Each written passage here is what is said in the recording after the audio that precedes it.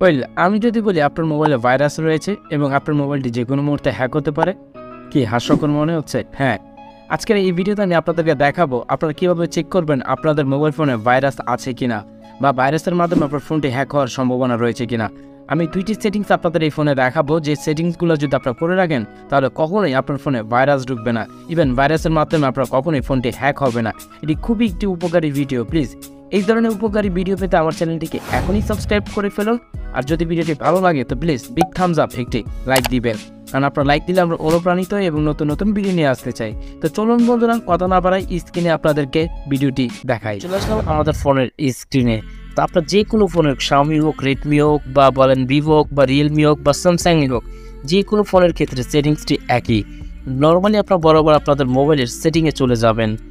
Just আপনারা যেভাবে আপনাদের ফোনের সেটিংয়ে চলে যান, ঠিক সেইভাবে আপনাদের ফোনের সেটিংয়ে চলে আসবেন। আসার পর এখানে সার্চ বারে এসে লিখবেন সিকিউরিটি। জাস্ট সিকিউরিটি স্ট্যাটাস লিখে সার্চ করে দেবেন। অনলি সিকিউরিটি লিখবেন, যে কোনো ফোনের ক্ষেত্রে এই লেখাটা লিখবেন। সর্বপ্রথম একটি সেটিংস দিতে পারেন গুগল প্লে প্রোটেক্ট, এটা তো আপনারা ক্লিক করে দিবেন। দেন এখান থেকে আপনারা একটা স্ক্যান করে দিবেন, নেটটি অন রাখবেন। যদি আপনার ফোনে কোনো ভাইরাস অ্যাপ বা আনইনস্টল অ্যাপ থাকে, থার্ড পার্টি কোনো অ্যাপ থাকে, তাহলে ওই স্ক্যান করে আপনাকে জানিয়ে দিবে নো হার্মফুল অ্যাপস ফাউন্ড, কোনো খারাপ অ্যাপ ও খুঁজে পায়নি। Then back. দ্বিতীয় সেটিংসটি হচ্ছে আপনারা একটু স্ক্রলিং করে যদি চলে আসেন, এখানে দেখতে পাবেন ডিভাইস অ্যাডমিন অ্যাপস, এটাকে ক্লিক করে দিবেন। এখানে যে আপনার যে অ্যাপগুলো আপনার মোবাইল থেকে তথ্য নিচ্ছে বা তথ্য নিয়ে যাবে, এই অ্যাপগুলো এখানে শো করবে। দেখুন এখানে আমি থার্ড পার্টি দুইটি অ্যাপ ইনস্টল করে রেখেছিলাম, নোভা 7 এবং এক্স গ্যালারি। আমি যদি এটাকে অনুমোদন দিই তাহলে সে আমার মোবাইল থেকে তথ্যগুলো নেওয়ার সম্ভাবনা রয়েছে। তো আমি বলবো আপনারা যখন এই অ্যাপগুলো পাবেন, এইখান থেকে অ্যাপগুলোকে এখান থেকে আনইনস্টল করে দিবেন অথবা ক্যান্সেল করে দেবেন।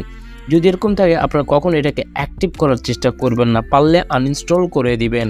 তো আমি এটা আনইনস্টল করছি না, পরবর্তীতে করে দিব। দেন এটা যদি অ্যাক্টিভ করেন তাহলে আপনার এটার মাধ্যমে তারা তথ্য নেবে, ইভেন আপনার ফোনটি হ্যাক হতে পারে এনি টাইম, যে কোনো সময়, এবং আপনার ফোনে ভাইরাস আক্রমণ করতে পারে।